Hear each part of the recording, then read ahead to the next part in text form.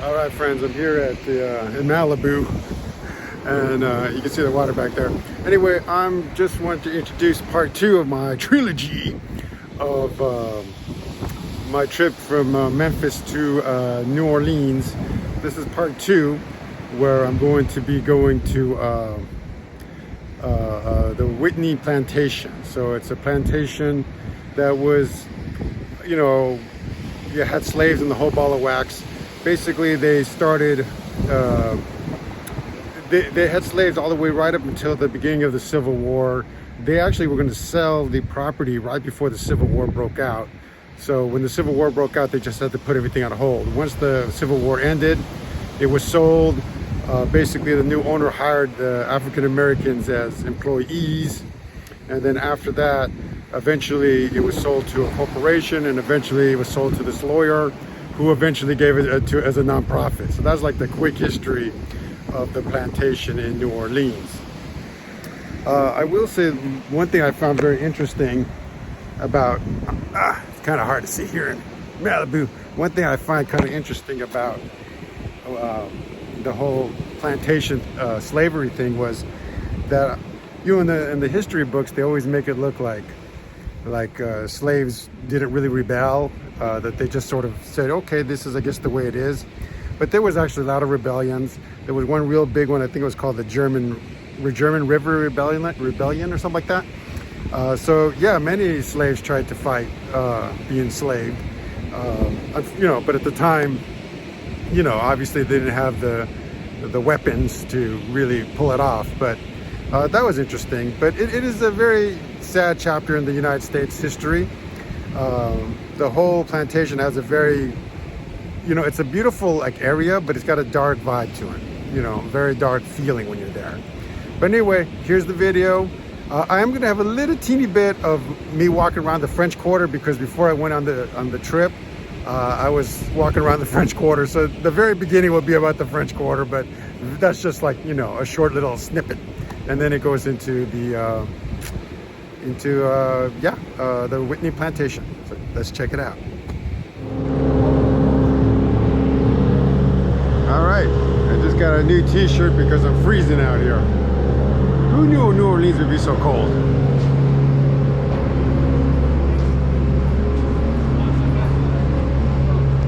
All right.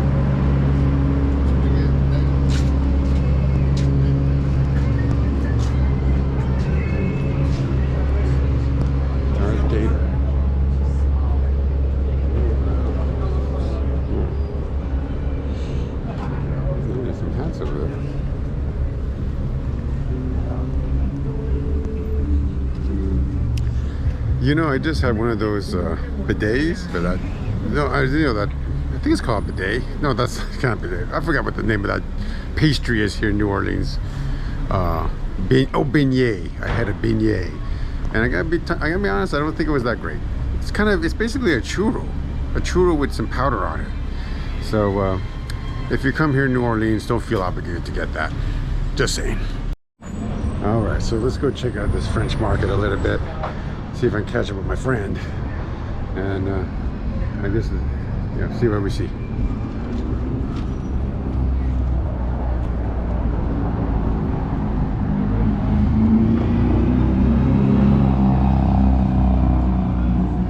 Looks pretty interesting so far.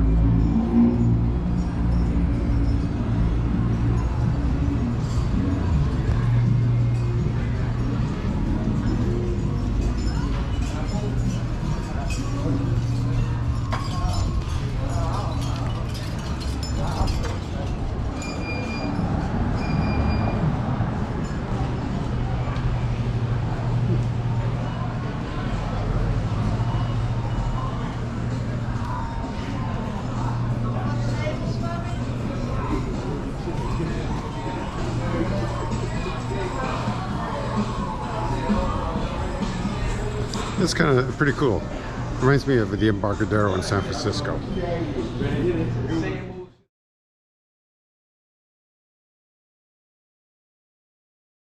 All right, I'm here at the Whitney Plantation and taking a little tour. So try not to talk too much because I want to be respectful But it's pretty interesting, I gotta say. I'm not sure what this monument is. Returning the chains.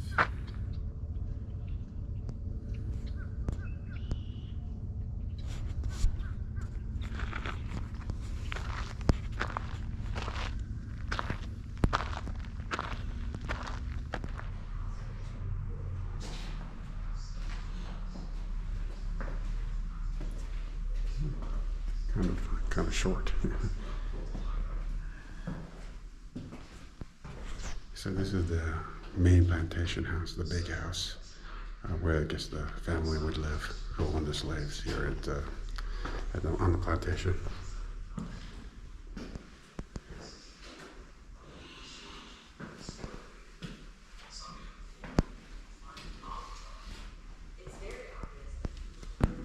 It's very dark in here.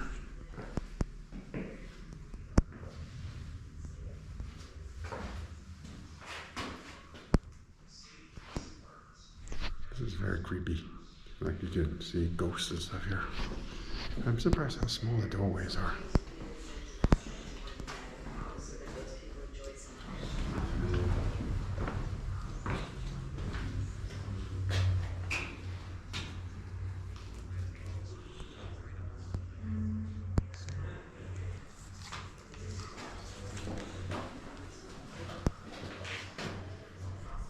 You know, yeah, this place is not too luxurious for the main house, to be honest. But I'm not sure what this is. If this is, it's so dark in here. It's unbelievable how dark it is. And these rooms are pretty small.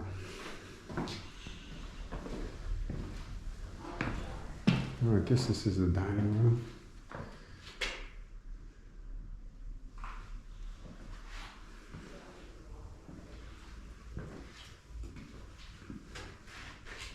Everything seems so small here.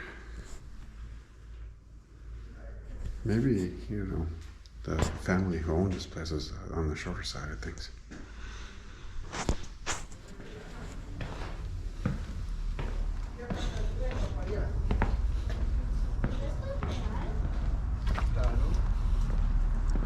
Okay, here's the big house from the outside.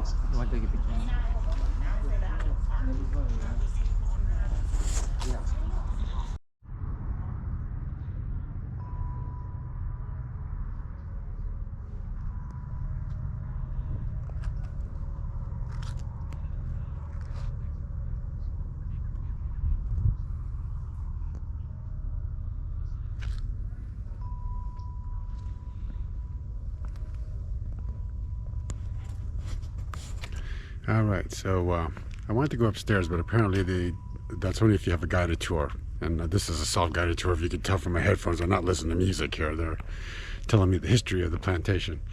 But very interesting, very interesting. Sad history, obviously, but yeah, not one to be forgotten. But anyway, this is it. This looks like it was. I'm still learning where all the logistics of what was the slave quarters and all that. And this is the back of the house. I'm not sure what this is. I guess it's a hold water, I suppose. Looks like they have two water towers. Okay, I forgot to take video of the front of the slave quarters. So I'm just doing a little voiceover. This is a picture I took of the slave quarters. So yeah, you're going to see in a second me walking around inside the slave house. But I just wanted to show you what it looked like from the outside. Okay, so this is the slave quarters.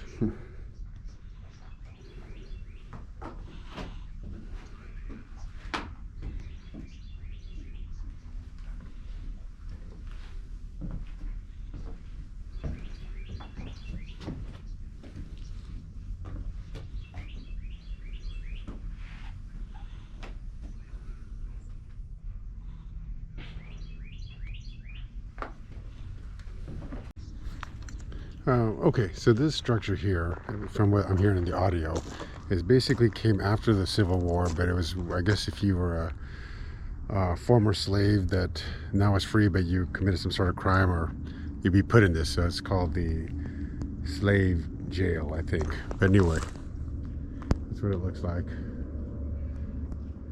Does not look like a pleasant place to be. But from what the audio says, this was, I guess, built. I think this was originally, from what the audio says, where they would transport slaves or keep slaves. Then after the war, it became kind of some sort of like a jail or something. Don't quote me on that, because I was listening to the audio, but it was still a little unclear. But I think this was originally where they kept the slaves. After the war, they turned it into basically like a jail.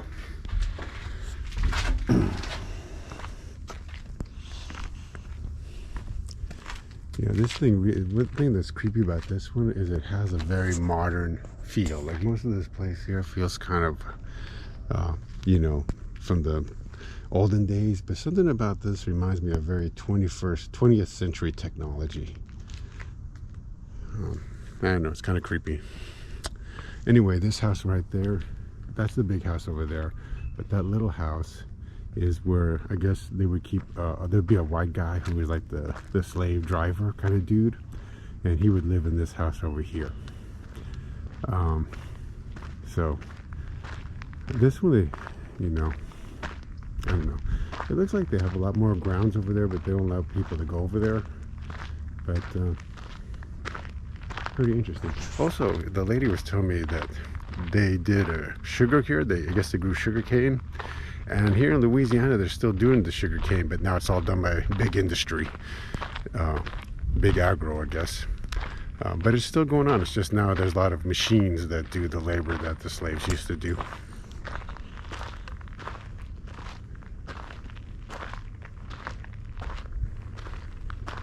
This whole place has a very concentration camp feel to it, like a Nazi concentration camp feel.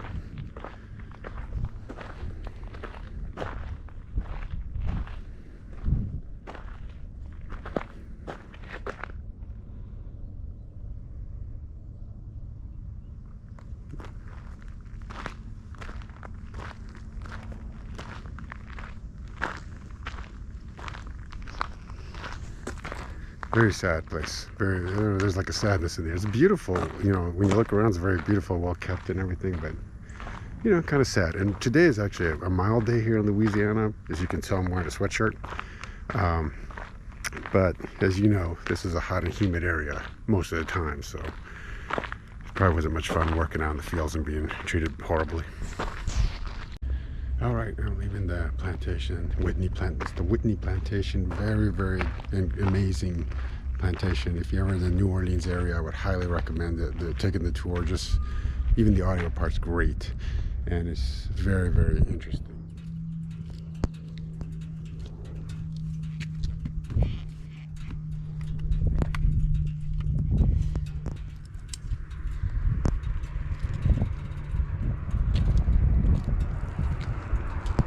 All right, my friends, the sun is setting here in Malibu, and it's getting pretty cold as well. So I'm about to head out. But anyway, that was my video there, or my little trip to the Whitney Plantation.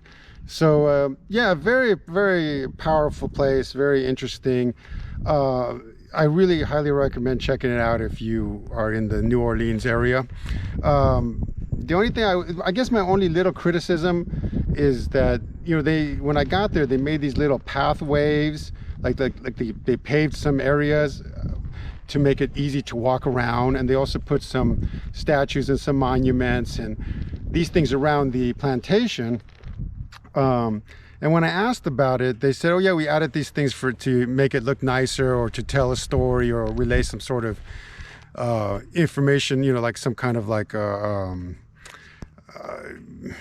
you know, what am I trying to say here? Like, for instance, a monument, basically, like to the slaves that were at that plantation. But the only thing is, when I go to a historical place, I want it to be exactly like I you know, like it was when people were there. I don't want it to be,